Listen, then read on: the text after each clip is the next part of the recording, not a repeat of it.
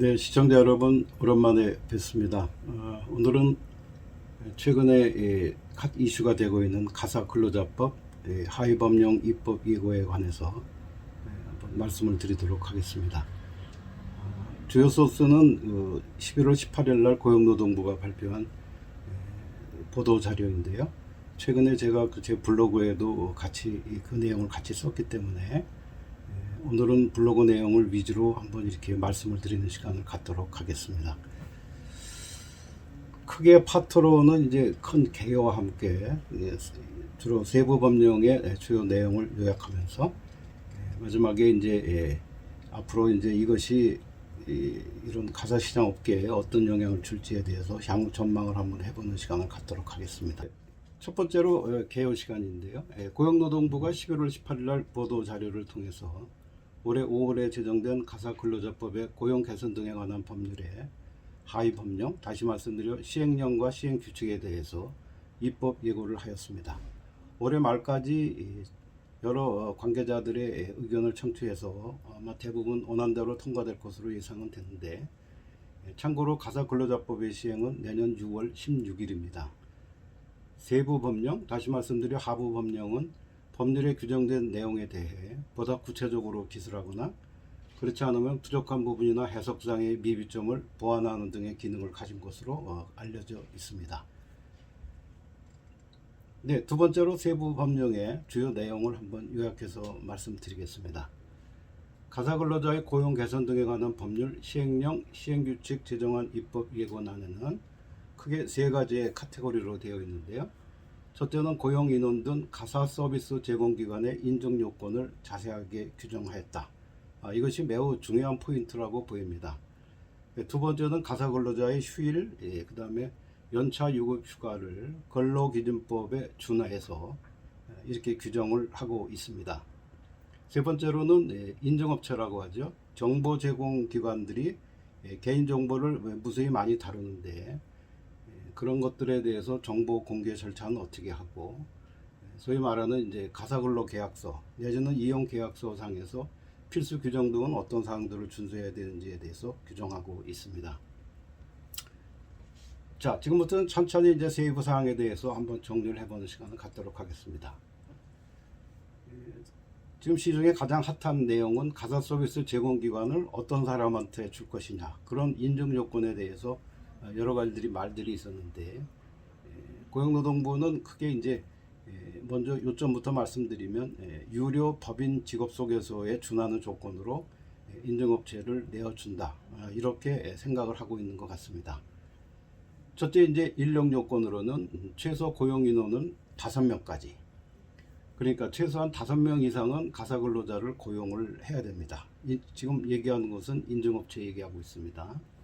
두 번째는 이제 관리 인력으로서 노무 관리를 위해서 대표자 외에 관리 인력 1명을 두도록 규정을 하고 있으며, 이 당시에 이제 직접 고용하는 가사 근로자의 근로 조건을 위해서는 첫째로 4대 보험 가입이 필수이고, 두 번째는 최저임금은 준수하도록 운영할 필요가 있다고 보여지고 있습니다. 세 번째가 이제 시설 및 자본금 요건인데, 시설은 이제 직업 소개 기관에 준해서 전용 면적 약 10제곱미터, 약 3평 이상의 사무실 규격을 갖도록 한다. 근데 이것은 그냥 예시 규정이고, 실질적으로 일하는 공간이 넓어지면 회사에 준해서 그렇게 공간을 확보를 해야 될 것 같습니다. 그 다음에 중요한 것이 이제 자본금 규정인데, 인증업체에서 별도로 하진 않았습니다만은 보통 이제 일반 직업소개서를 등록을 할 때 법인으로 하는 경우에는 회사의 형태가 주로 주식회사가 되겠습니다만은 형태가 좀 다르다 하더라도 자본금은 5천만 원, 네, 5천만 원의 자본금을 갖고 있어야 된다, 이렇게 규정을 했고요. 다만 이제 비영리 법인이라든가 무료 직업 소개업을 하는 경우에는 진입장벽을 너무 이렇게 높이지 않기 위해서 자본금 요건을 그쪽에는 요구하지 않는다, 이제 그렇게 되어 있습니다. 자, 그 다음에 이제 중요한 것이 직업소개업 겸업과의 서비스가 어떻게 구분되냐, 그런 내용들인데, 일단은 가사 서비스 제공기관이 한쪽으로는 인증업체로서 운영을 하고, 또 한쪽으로는 기존에 해왔던 직업소개업을 같이 할 수 있게끔 겸용을 허락한다. 그런 차원이 있고, 두 번째는 이제 브랜드를 같이 써도 괜찮습니다. 그러니까 동일 상호를 같이 쓰는 것도 허용이 되고요. 대신에 이제 가사 서비스를 이용하는 이용자가 이분들이 정부가 인정하는 서비스를 제공하는 분인지 아닌지를 확실히 구분할 수 있는 정도면은 겸용을 허용한다. 그렇게 되어 있습니다. 네, 이 부분에 대해서 저희가 말씀드리고 싶은 것은 인증업체는 예상보다는 진입이 쉬울 것으로 전망합니다. 제가 처음에는 인증업체 요건이 좀 벽이 좀 높지 않겠느냐 그런 생각을 했었는데, 알려진 바로는 법인의 유료 직업소개업 설립과 거의 비슷한 조건이며, 기존의 직업소개업과도 겸용이 가능하고, 무엇보다도 브랜드를 같이 써도 괜찮다는 것이 기존의 개인 유료 직업소개업을 하시는 분들한테는 상당한 메리트가 되지도 않을까, 그런 생각을 살짝 해봅니다. 인증업체에 대해서 관심은 많으나 윤곽은 일단 유료 법인 직업소개업에 준하는 것으로 나타나 있고요. 이에 따라서 인증업체로 전환이 예상되는 시중에 많이 있는 청소 전문 플랫폼 업체들, 그 다음에 휴대폰 앱을 이용하는 파출 업체들과 함께 법인 유료 직업소개업 뿐만 아니라 개인 유료 직업소개업을 하시는 분들도 인증업체로 전환을 좀 적극적으로 도모하는, 다시 말씀드려 관심이 높아질 것으로 예상을 하고 있습니다. 네, 참고로 정부는 앞으로 5년 동안 전체적으로 한 600여 개 업체가 인증업체로 전환을 할 것이다, 그렇게 예상을 하고 있습니다. 하지만 제가 보기에는 조금 최소한으로 잡은 게 아닌가 하는 생각도 듭니다. 그 예는 우리나라 고용노동부가 갖고 있는 고용안정정보망 통계가 있는데요.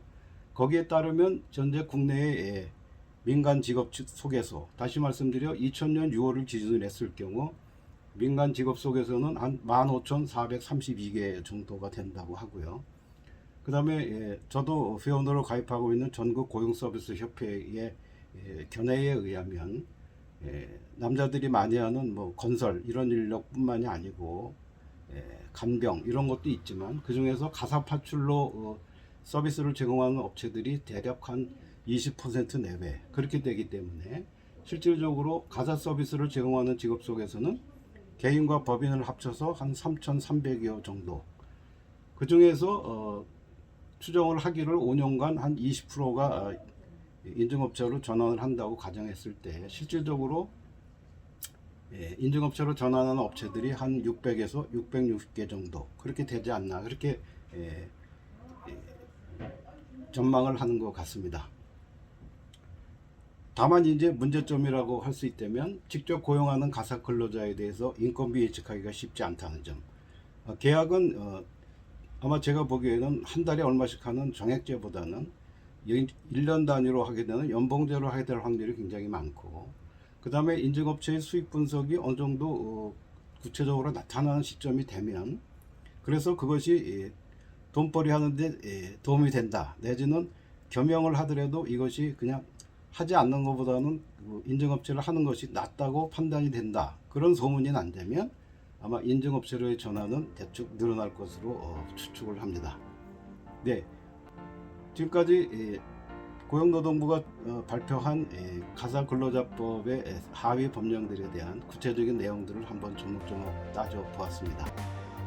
글자로 보시고 하시는 분들은 제 블로그를 보시면 최근에 그런 데 대한 포스팅을 꾸준하게 하고 있사오니 제 블로그와 저희 내니스토리 상담소장님이 운영하시는 내니스토리 일자리 정보 블로그를 같이 활용하시면 되겠습니다.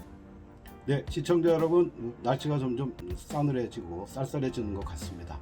건강에 유의하시고요. 다음번 영상에서 뵙도록 하겠습니다. 네, 지금까지 내니스토리 TV였습니다.